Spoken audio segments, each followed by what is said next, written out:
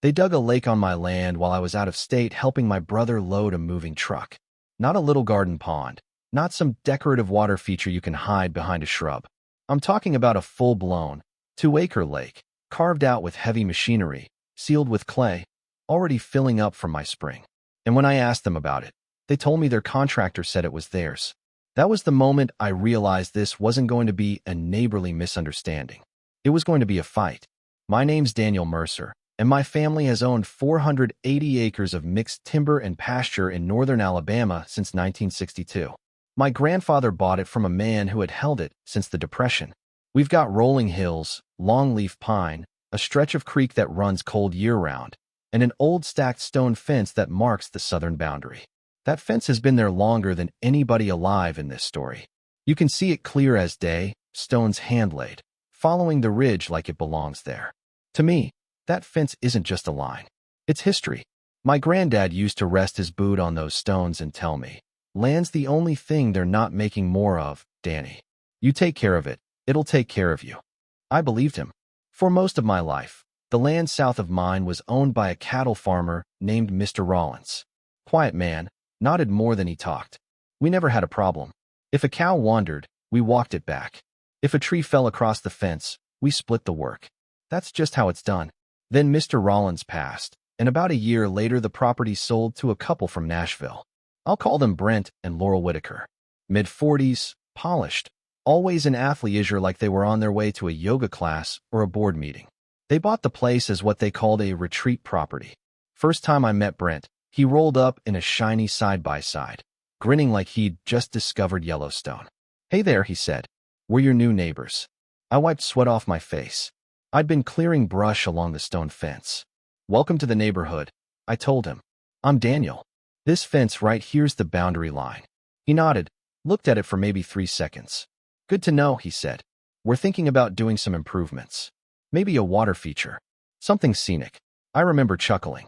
"Well, you've got plenty of room on your side." That was the first and last easy conversation we ever had. About 3 months later, my younger brother Caleb called from Chattanooga. His job had fallen through. His lease was up, and he needed help moving back to Alabama. I drove up with my truck, spent 9 days hauling boxes, sleeping on a borrowed couch, trying to convince him it wasn't the end of the world. Life happens. You regroup. When I got back home, I didn't even stop at the house first. I headed straight out to the back acreage. Something about being gone that long makes you want to put eyes on what's yours. I drove the old dirt path, windows down, air thick with that late summer heat. When I crested the ridge overlooking the southern pasture, I saw something that didn't belong. At first my brain didn't register it. It was just blue where there shouldn't be blue. Then the shape came into focus. A wide basin, cut banks, exposed red clay, water shimmering in the sun. I stopped the truck. Just sat there. They had carved out a lake. On my side of the stone fence. Not close to it. Not ambiguous. A good 40 yards past it, squarely on my property. I could see where my spring, the one that's fed our creek for decades, had been redirected. The water was already pooling, filling up what used to be a patch of mixed hardwood and pasture. I got out and walked down. The earth was still raw. Tire tracks everywhere. The smell of churned clay and diesel hung in the air. They hadn't just crossed a line. They had changed the shape of my land. I called Brent. He answered on the second ring, cheerful as ever. "Daniel, what's going on?" "What's going on?" I said, trying to keep my voice steady. There's a lake on my property." A pause. Not confusion. Not surprise. Just a pause. "Oh," he said. "You saw that?" "Yes, I saw that. It's 40 yards north of the stone fence." "That's my land, Brent." He sighed, like I'd just brought up a minor scheduling issue. "Our contractor verified the boundary before breaking ground.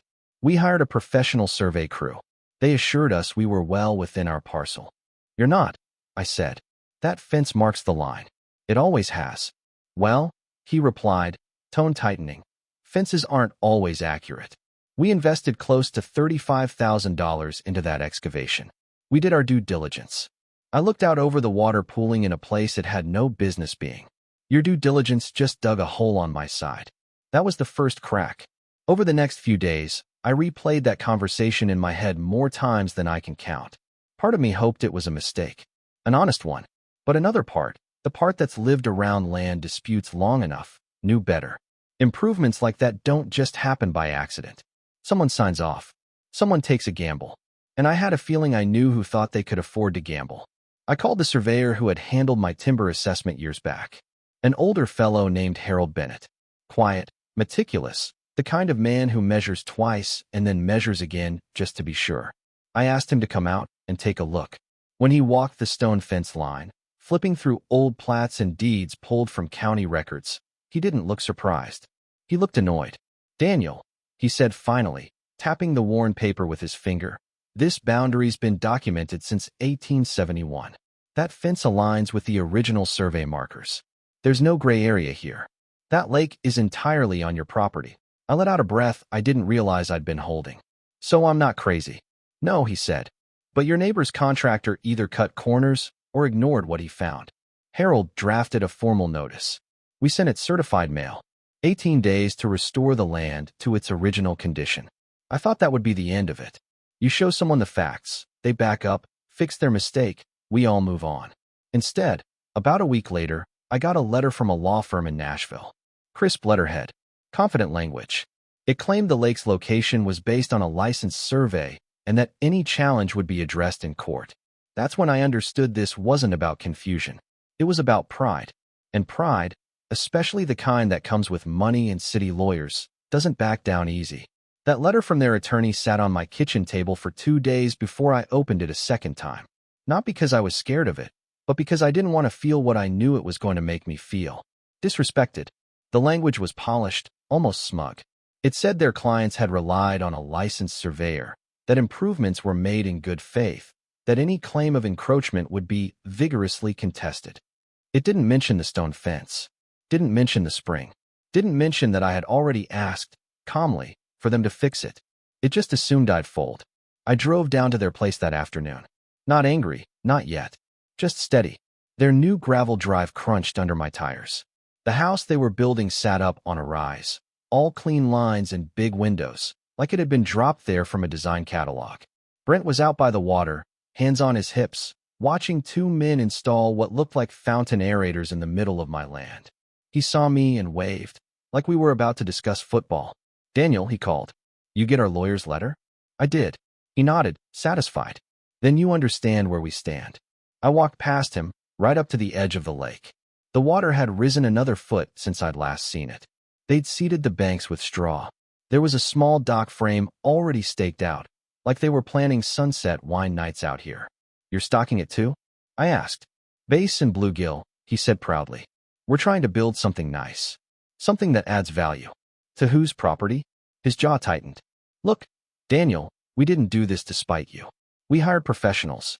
If there's a discrepancy, it'll get sorted out legally. Until then, we're moving forward." My attorney advised we complete the project unless there's a court order. That was the moment I saw it clearly. This wasn't about ignorance. It was strategy. If they finished it, made it beautiful, made it functional, they were betting I wouldn't want to tear it out. They were betting I'd negotiate. Maybe sell them that strip of land. Maybe settle.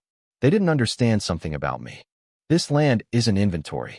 I left without raising my voice. There's a certain calm that comes over you when a line's been crossed so cleanly that the path forward is obvious. Harold filed a formal boundary affidavit with the county the next morning. He also submitted a land disturbance complaint, citing excavation without proper jurisdictional verification. I didn't know all the procedural details, but I knew it put a clock on things. And still, they kept building. Within 2 weeks, the dock was finished. A neat little wooden platform extending over water that shouldn't exist.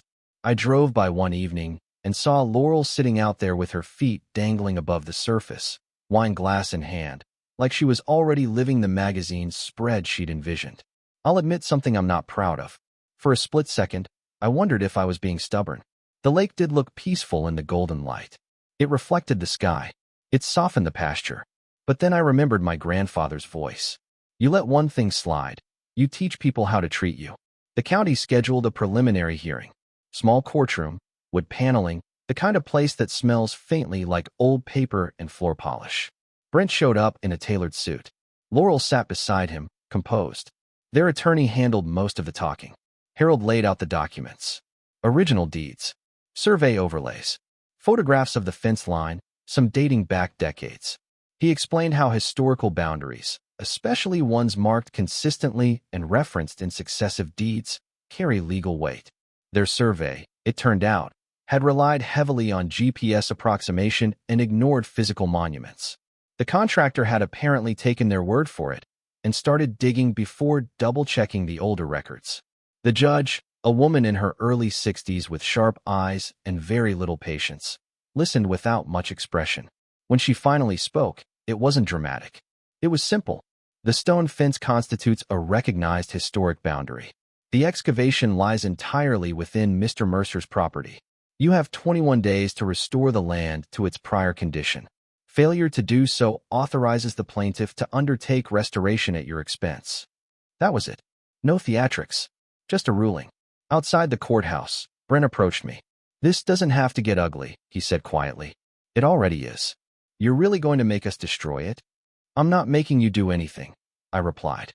"The court did." He shook his head. "You know what this costs." "I do.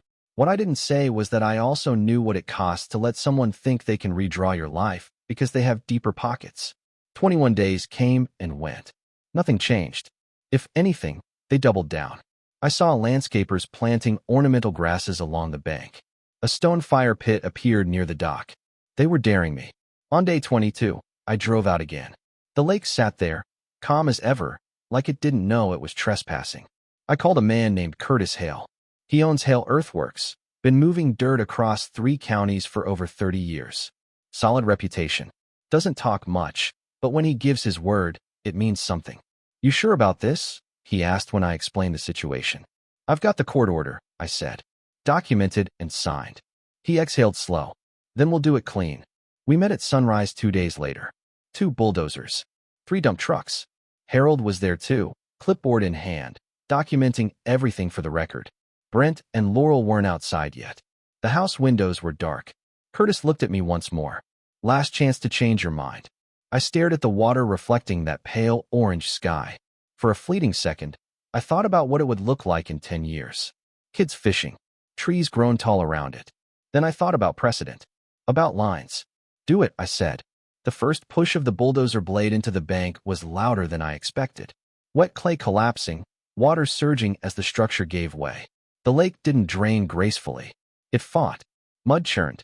The dock tilted sideways as the earth beneath it shifted. By mid-morning, Brent's truck came flying down the drive. He jumped out before it even stopped. "You can't just," he started, then saw Harold holding up the court order. "We gave you 21 days, I said evenly. Laurel stood a few feet behind him, face pale. "This is vindictive," she whispered. "No," I said. "This is boundary enforcement." Curtis and his crew worked with steady precision. They pushed the banks back in, layer by layer, filling the basin with the same soil that had been removed. The fountain pipes were pulled out. The fire pit dismantled. The dock hauled off in sections. It wasn't chaos. It was methodical, almost surgical. By the second day, the water was gone. What remained was thick mud and the outline of what used to be pasture. Curtis graded it carefully, reshaping the slope to match the natural contour. Harold took photographs at every stage. Brent tried one last angle late that afternoon. "You're destroying value," he said to me quietly, almost pleading now. "This could have benefited both of us." "You never asked," I replied. He didn't have an answer for that. Within 72 hours, there was no lake, no dock, no fountains, just raw earth settling back into itself, waiting for grass, seed, and time. When Curtis shut down the last machine, the silence felt heavy. Final. Brent stood there a long time, staring at the flattened ground. "You'll regret this," he said finally. Maybe he believed that. But as I looked out over my land, whole again, I felt something else entirely. Relief. For about a week after we filled it in, things were quiet. Too quiet. No trucks. No landscapers. No late afternoon wine glasses glinting where the dock used to be. Just bare earth slowly drying under the sun. A few gulls wandering around like they couldn't quite figure out where the water went. I knew it wasn't over. Pride doesn't evaporate just because a bulldozer pushes through it. About 10 days later, I was served papers. Brent and Laurel were suing me for destruction of private property, loss of investment, emotional distress, and something their attorney labeled malicious interference with land enjoyment. I remember actually laughing when I read that one. Malicious interference. On my own land. Still, lawsuits aren't funny when your name's on them. They claimed they had relied on a professional survey, that I had acted aggressively and prematurely, that the matter was still under dispute when I ordered the restoration. They were asking for the full cost of construction, landscaping, fish stocking, dock materials, plus damages. Harold didn't laugh. They're throwing everything at the wall, he said, flipping through the complaint, hoping something sticks. What are the odds? I asked. He gave me that steady look of his. The judge was clear. They were given a deadline. They ignored it. You operated under court authorization, but we'll answer it properly. So we did. The hearing for their suit came about 6 weeks later. Same courtroom, same judge. This time Brent looked less confident. Laurel didn't make eye contact with me. Their attorney argued that they had intended to appeal the initial ruling, that restoration should have been paused, that I acted in bad faith by moving quickly after the 21-day deadline expired. The judge didn't let him get far. Did you file an appeal within the statutory period? She asked. A pause. No, Your Honor. Did you request a stay of enforcement? Another pause. No. She leaned back slightly. Then the order stood. Mr. Mercer was authorized to restore his property. That was it. Clean. Direct. Their suit was dismissed before lunch. But it didn't end there. Harold had documented timber damage from the excavation equipment, several young hardwoods crushed along the spring channel. The diversion of the water had caused silt buildup downstream. We submitted a claim for restoration costs.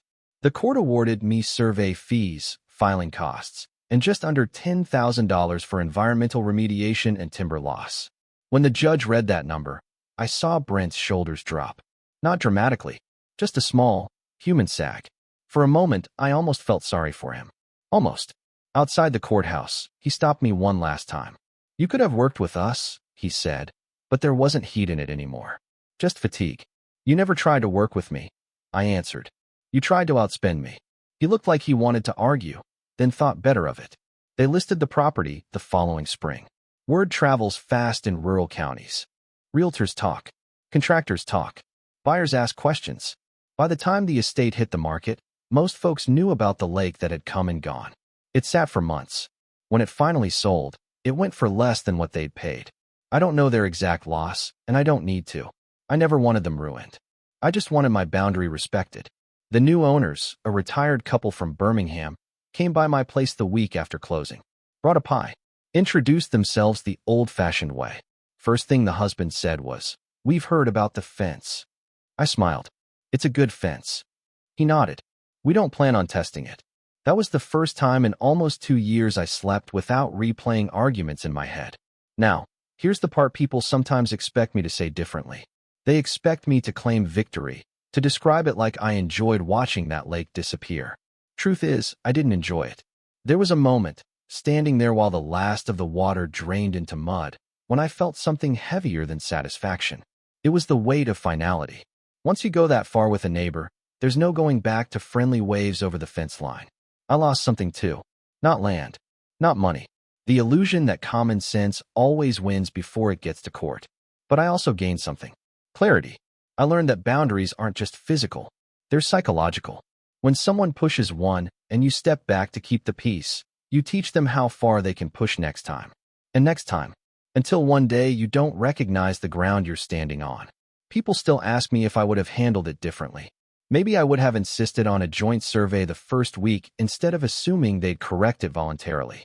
Maybe I would have hired an attorney sooner instead of hoping the certified letter would be enough. But filling that lake back in? No, I don't regret that. Because it wasn't about water. It wasn't about $35,000. It was about a choice. Either I let someone redefine my property because they had confidence in capital, or I draw the line and accept the consequences. Some folks think I was stubborn. Some think I was justified. A few have told me I should have sold them the strip and taken the money. Maybe that would have been easier. But easy and right don't always shake hands. Every now and then I walk down to where the lake used to be. Grass has grown back thick. You'd never know there was ever a basin carved out there. The spring runs its natural course again, clear and steady. The stone fence still follows the ridge, quiet and unmoved. My grandfather was right about one thing. Land outlasts arguments. So here's what I want to know from you. If you were in my boots, Would you have done the same thing? Would you have let it slide and tried to negotiate? Or would you have called in the bulldozers the minute that deadline expired? Do you think Brent and Laurel were reckless, or just overly confident in the professionals they hired? At what point does good faith turn into arrogance? Drop your thoughts in the comments. I read more of them than you'd think, and I'm genuinely curious where people land on this. Share it with someone who's ever dealt with a boundary dispute, a pushy neighbor, or a situation where standing your ground cost more than backing down. Because at the end of the day, this wasn't really about a lake. It was about a line in the dirt, and whether it still means something when someone decides it doesn't. I'll see you in the next one.